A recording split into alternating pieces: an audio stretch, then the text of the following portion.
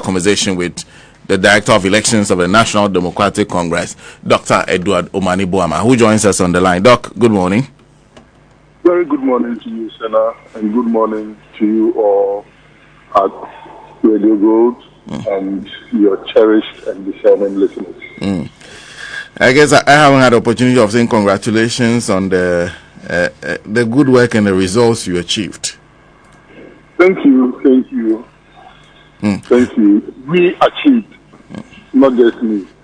It was a collective effort led by His Excellency John Dramani Mahama, President-elect, Professor Gianna Okukwajiman, Vice President-elect, our National Chairman, Honorable John Shashidu Nketia, our General Secretary, Honorable Fifi Kweti, our National Organizer, Yamin, and all our national executives, regional, constituency, branch executives, and the rank and file of our party, and also the generality of Ghanaians who genuinely felt this wicked government didn't deserve not even a microsecond after the stroke of midnight on 6th of January 2025.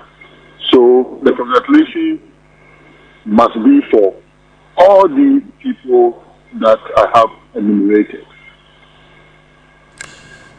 And I wanted to ask, is your work over? My work will be over very soon. But at this stage, it is not over because we have a criminally minded electoral commission, a partisan at heart electoral commission that just doesn't want to end the 2024 presidential and parliamentary election. And we are determined to ensure that they do right this year. And I guess you're talking about a press conference that was held yesterday. The Electoral Commission insists there are about, I think, nine seats, the declarations of which they cannot validate. They talk about the fact that most of those declarations were done under duress. Most of those seats went to you. How are you in the NDC responding to that? Let me qualify it with an adjective. It was a useless press conference, and I've said so. Why do I say this? Madam Mensa and the Electoral Commission are not clothed with the powers to determine duress. In fact, they do not even have the intellectual capacity to determine duress. That is one. Two, somebody should tell Mensa that she is not the returning officer for parliamentary elections. And let me make this distinction very, very clear. We are operating with CI 127. There is a reason parliamentary elections terminate in the constituencies and in the training of our 153,000 polling agents and our coalition agents. We made it very clear to them that do not expect that if you entertain lapses at the level of the polling station or at the constituency level, it can be remedied in Accra.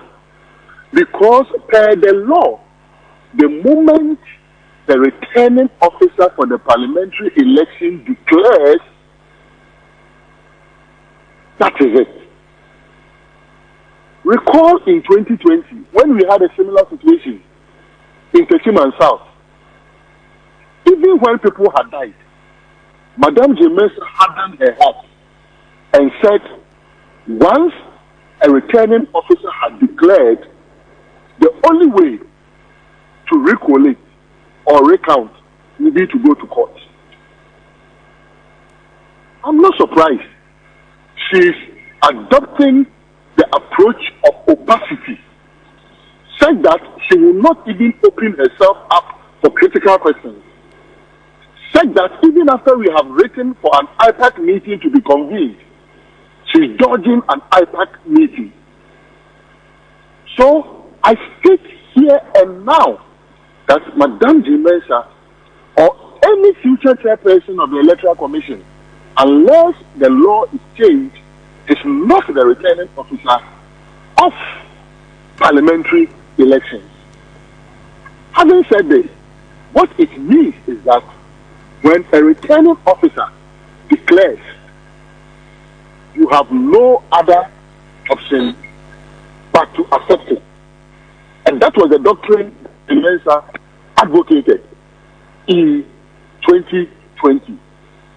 What was good yesterday must be good today, unless we have a reason to believe. Unless we have a reason to believe that that was wrong. And if that was wrong, Madame Mensa should let us know. If she made a mistake in 2020, she should let us know. So I submit once again that Mensa is not the returning officer for parliamentary elections.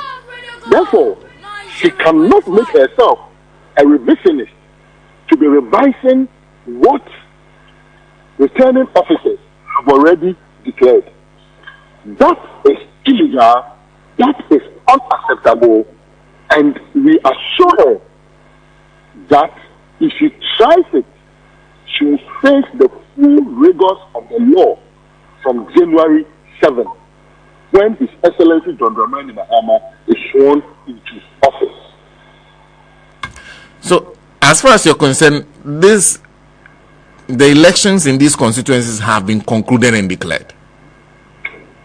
Apart from the ones that have not been declared.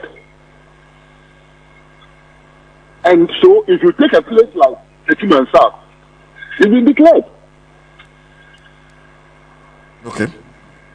If you take a place like Fantiakwa North, it's been declared. And it was declared by the returning officer. And guess what? After a returning officer declares, then Mensa arrogates into herself the power to tell people to come and recollect in Tesano. Can you imagine this? That after results have been declared, Mensa invites people to come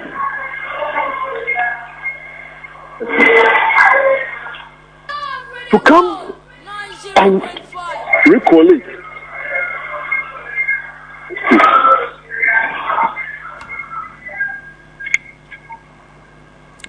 Hello, Doc. Okay, that's Dr. Eduardo Manibuama. But two things he said. He said Madame Mensa does not have the first of all, says they don't have the intellectual capacity or power to determine dress, and secondly, she has no role. By CI 127, she has absolutely no role in how constituency results are collated and declared. So once they have been declared, that's the end of it. And except for the few constituencies that have not been declared. Doc, I think you were on Fantiakwa North. Yes, very sorry. I was buying expensive petrol at the filling station, so I think the line went off. Very, very sorry. Expensive petrol? Yes. Expensive petrol. It's been very expensive. I mean, the price of a liter of petrol today, okay, give you 1 gallon under President Mahama in 2016. And right at the filling station. See. The price of a liter today could give you 1 gallon under President Mahama. Back to Fantiakwa North. My brother, it was a returning officer who declared Honorable Apai Redu, the member of parliament. You know what happened at Aikesano? They went and brought somebody who calls himself a deputy returning officer for a deputy returning officer to declare. Once again, that is illegal. CI 127 doesn't clothe a deputy returning officer with the powers to declare. The question should be, why did the Criminal Electoral Commission elect to bring a deputy returning officer to come and declare the results instead of the designated returning officer? And in any case, the recollation of Antiapa North was a non-starter. I moved to Techiman South. Here again, they have no basis to recollate Techiman South because it was a returning officer who declared it. Ahafano, not as West, both of them, the best solution, we have already suggested it to them because of what happened. The Electoral Commission cannot find their pin sheets. And so, if they call for an IPAC meeting, we will all discuss, and come to an amicable solution. For very good reasons, I put out the solution. But we want the 2 seats. You want the 2 seats, but the EC cannot find their own records, their own pin sheets. Very good. They cannot. Because of what happened, you cannot blame the EC because of the circumstances. And we state here now that we are not going to rely on photocopies, scanned copies of any pin sheet. No way. And this is because pin sheets were floating around on December 7th, left, right, and center. No photocopies, no scanned copies. No photocopies, no scanned copies. No way. But do you have your own records, the one that the duplicates that were given to you by the Electoral Commission? I have alluded to the circumstances on the ground. Certain things happen on the ground, including disruptions.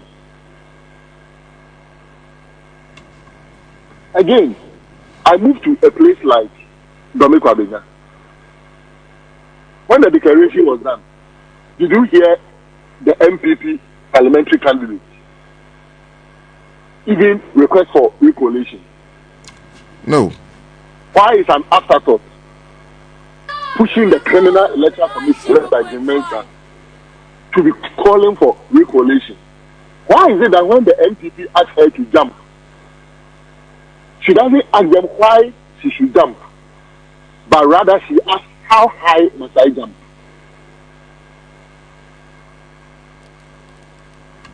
You come to Tama Central, a bright place. It was a returning officer who declared. Okay, the returning officer declares, and then they want to allude to all kinds of things. Watch the video. You will not find any duress.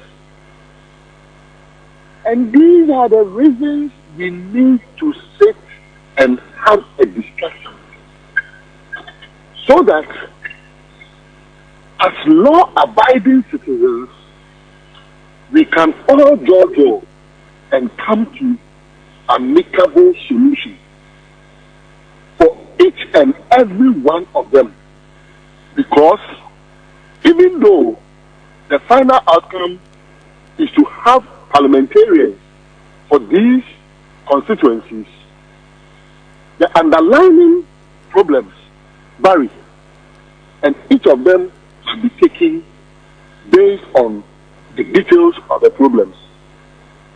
And let a broad brush be used to sweep recollation. I state again, Madam J. Mensa should not confuse her role as a returning officer of the presidential elections with the role of the returning officer for parliamentary elections. The two are different. The two are completely different. Completely different. You are the returning officer for presidential. That is the reason a returning officer in a constituency cannot declare the presidential. Same way, the returning officer for presidential cannot arrogate to herself the power to be declaring parliamentarians when they are elected.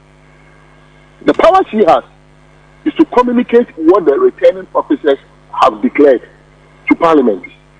And if people have problems with it, they should go to court. And I ask again, why is Mensa being so lawless and partial? This is an electoral commission that when we were having our presidential primaries, if you recall, the moment one of the NDC aspirants served the commission with a process, the commission said they could not proceed with our election. If you recall. Yes. They could not proceed with our election. Was it because it was going to affect NDC adversely? 0.5. In this contest, you've been served with a proceedings, and you are proceeding to collate. What kind of lawlessness is that? You're not going to tolerate it. We are not going to tolerate this. And that is why I termed the press conference as a useless press conference. And on top of that, I think that journalists must begin to boycott her press conferences if she will just come and talk at them without allowing them to interrogate the issues that she puts out. She can issue a press release. If you are not interested in taking questions, don't invite journalists to come and sit before them. In any case, she has too many questions to answer. Look, till date, we don't even know who stole those ballot papers or ballot papers that led to the reprinting of the entire Western and Eastern region ballot papers. One of the conspiracy theories is that it was a deliberate ploy to allow the NPP to be able to steal some of those ballot papers, go and hide them so they could use them for ballot stuffing. Hopefully, we take over the reins of governance very soon, and we shall thoroughly investigate what led to that massive financial loss to the state. What is an outstanding issue? Another outstanding issue: the theft of biometric voter registration equipment at the headquarters of the Election Commission, and the CCTV surveillance, and the military and police surveillance, all 24 hours, remains unresolved.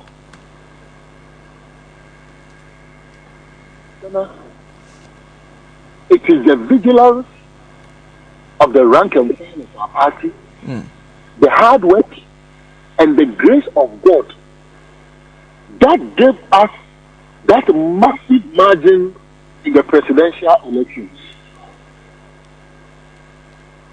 Your guess is as good as mine if we even won with 51%. This criminal electoral commission, based on their conduct in the parliamentary, would have striven to overturn the result in favor of the incompetent, crooked, and criminal MPP administration. We thank God for that massive margin. Of course, I had predicted it as far back as September, March, thereabouts. You can check the record. I predicted 57.3. Just imagine if the margin was just 1%, or it was like 2008, where God blessed the nation with Dr. Kojo Afarijan, an impartial chairman of the Electoral Commission. Just imagine if this margin was like the 2008 one. What would have this criminal Electoral Commission done? They would have overturned it. Their time is up. Their sins are too many. And if you want to understand how many their sins are, examine the fact that they walk with soldiers following them. Why do they need soldiers to follow them? For my entire 8 years as deputy minister and minister, I did not even have a policeman following me. What is it that they have done that makes them afraid of their shadows? That soldiers guard them. What is it that they have done? And so are we surprised that our elections got militarized? If the chairperson of the Electoral Commission is being chaperoned by soldiers, doesn't it give them motivation to make incursions into our elections? Let me commend the Inspector General of Police and the Chief of Defense Staff for resisting illegal orders from the Flagstaff House that has ensured the relative peace and stability that we are enjoying today. Let me commend the US and the UK governments for their constant interventions behind the scenes that has also ensured the relative stability that we are experiencing today. At the right time, when we speak about the behind the scenes occurrences and moves, people will come to appreciate that this Akufo-Addo government was only a despotic government. And let me also add that Bawumia also did well by listening to reason from certain actors. I won't mention the name of those actors, and going ahead with the concession. Because obviously, even though their coalition demonstrated to them at 3 a.m. that they had lost, it was clear if they were following us that by 7:30 p.m. or 9:30 p.m. the lead was unassailable.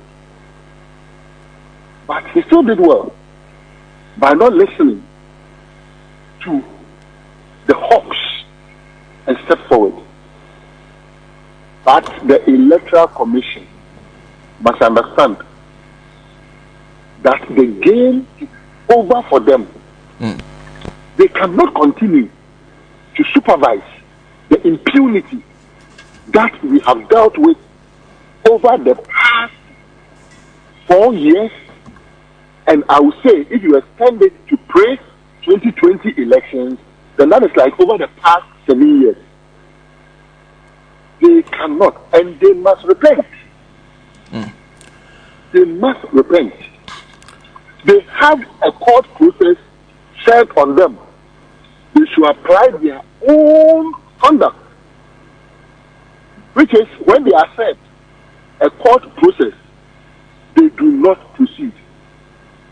Wasn't it the reason why they were trying to get a Mensa Central Parliamentary candidate not to contest?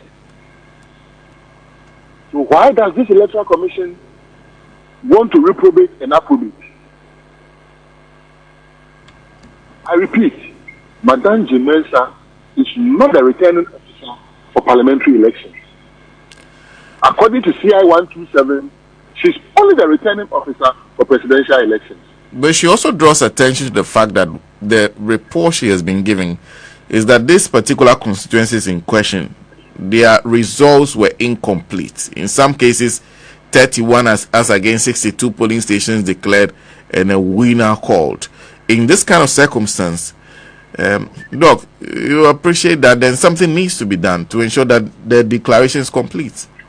So if that is the case, and if we are to sustain that argument just for the purposes of this discussion, why is she talking about recoalition in Nsawama Dwajiri when she knows very well that because of the pandemonium that occurred, some pink sheet cannot be found? If she wants every pink sheet to be accounted for, why is she not stating that there should be a rerun? You understand? So, dig deeper into what she's saying. Listen to her carefully, and you will realize that she's not sincere about her submissions. You want to say that some polling stations have not been accounted for, but you know very well that in some of the constituencies that you are trumpeting recoalition, because of the circumstances, genuinely the Electoral Commission doesn't have the pink sheet. Is she telling Ghanaians that she's unaware?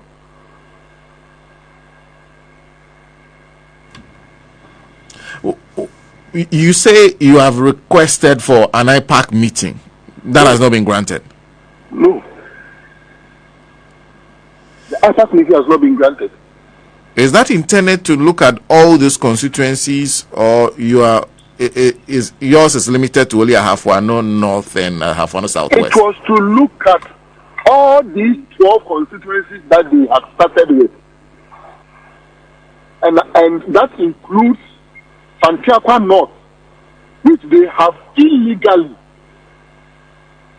recollated and have illegally used somebody who doesn't have the powers to declare parliamentary election results. To declare.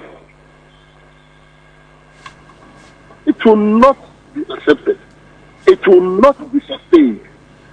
And the NPP and Mensa should listen to us carefully. Doc, what's the best way out of this? The best way out, I've alluded to that already. They should revisit our letter for the IPAC meeting. Let us all sit. Let us examine each of the 12 constituencies on case-by-case basis. They are not 9. They think they have resolved 3. They have not. They are not 9. They are 12. Let's sit on case-by-case basis. Let's all come to the table with sincerity and address the issue. She should stop allowing the NPP to be pushing her around. Too late for them. The 3 constituencies that they are leaving out are? Sorry? Which 3 constituencies are they leaving out? Santiago North, Akwetia. Okay. Recall that illegality that took place at the Kesano police station, which actually the Electoral Commission had lied to the Ghana Police Service. That was how the Ghana Police Service allowed for their premises to be used. They had lied to them that they had discussed with us, and we had all agreed. They had lied to them. Ask yourself, how come subsequently the police told them they could not provide the necessary cover that they needed for the illegality that they were going to perpetrate?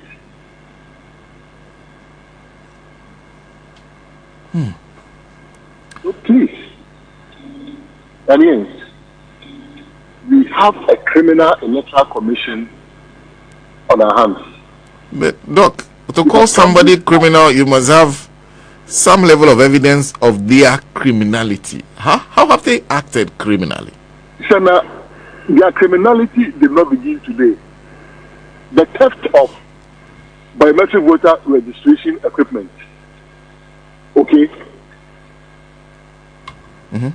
Against their criminality. And if you are worried about that, note that their first IPAC meeting, when they opened it to the media, when I described them with criminal, they could not rebut it. Recall. Recall. Right in their presence, all of them. And I described them with the word criminal. They could not rebut it. And let me add that the Electoral Commission is a crime scene. It is a crime scene. And they are not reading the mood of the nation. They are not. They are not reading the mood of the nation.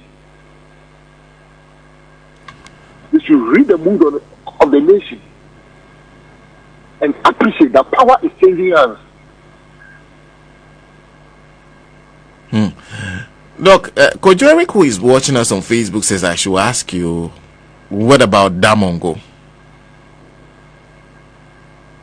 Damongo is not before us at the moment.